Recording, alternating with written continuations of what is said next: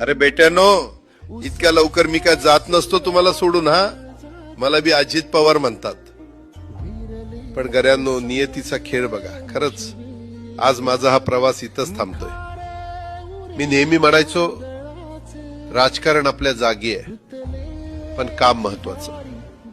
लोकांनी मला कामाचा माणूस म्हटलं, तीच माझ्या आयुष्याची सर्वात मोठी कमाई होती.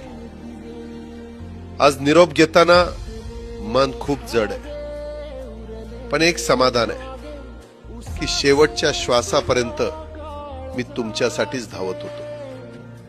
मी तुम्हाला शब्द दिला होता, जोपर्यंत माझे हातपाय चालतात तोपर्यंत तुमचं भलं करण्यासाठी मी झटत राहील.